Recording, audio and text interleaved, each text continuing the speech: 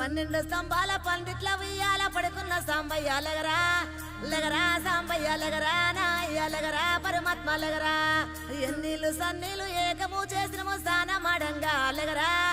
లగరా సాంబయ్య లగరా నాయ్య లగరా పరమాత్మ లగరా మల్లెలు మాలలో నీకోసం తెచ్చినము అలంకరించంగా లగరా